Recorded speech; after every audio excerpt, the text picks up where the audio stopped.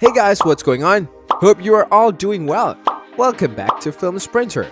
In today's video, we're going to talk about the dark secrets that you didn't know about Pawn Star UK. In case you guys don't know, this is the second part of our previous video. If you have not watched that video, then the link is given in the description. Go ahead and check it out. So, without any further ado, let's begin. Simon was accused for murder.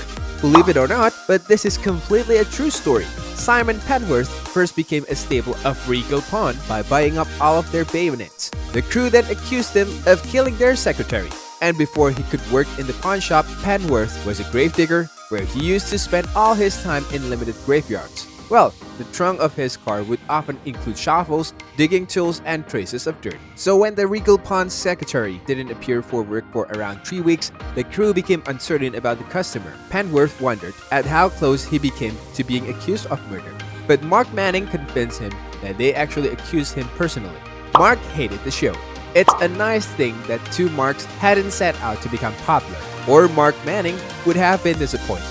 But he admitted that he disliked the first season of his show. Now, the freezing elements and outdoor film shoots had a large role to play in it. But Manning also described himself as a personal critic. However, after the first season, Manning and the rest of the crew became more happy while being themselves. He said he was actually able to enjoy himself after seeing himself on televisions in season 2 and was proud of the work they were doing.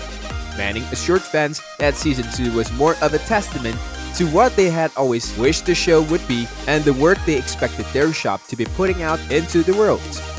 The owners mysteriously closed the building with no explanation.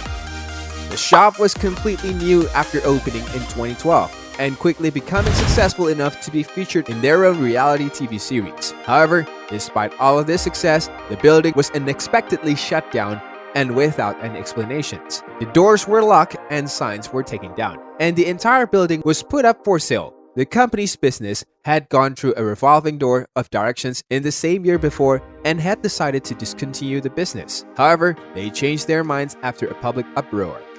People mistook them as an adult store.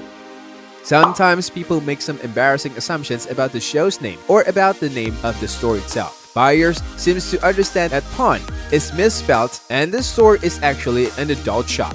This mistake shows the types of items that certainly customers attempt to sell to the shop. However, these items are clearly turned back. The crew once had to turn down a customer looking to hawk a gold-plated vibrator. The shop's managing director, Paul O'Brien, dropped a bombshell on the owner about the unusual item, which wasn't even real gold.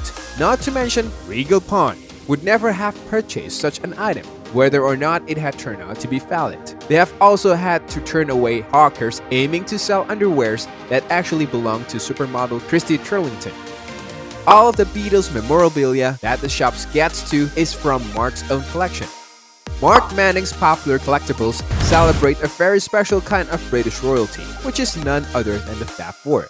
Well, Manning likes Beatles memorabilia and collects as much as possible. This also includes the item that comes into his shop. Manning accepted that he isn't able to snatch up every single Beatle-related item that comes into the shop, but he definitely tries to do so. He has his own private collections of memorabilia and is always on the lookout to add something to it whenever he can. He also reflected that he had an interest in coins and Doctor Who memorabilia, but it was more for his shop than his own personal interests.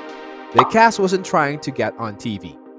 Everybody wants their 15 seconds of fame. Well, this is not the same for the Pawn Star UK cast. Mark Manning simply wanted to work with his friends and family, while the fame and attentions was just an accident. Well, this doesn't mean that the OG Pawn Stars didn't play a big role from the beginning. Manning accepted that he and best friend Mark Holland had been huge fans of the US editions of the show and had been motivated to create their own pawn shop on a bigger scale.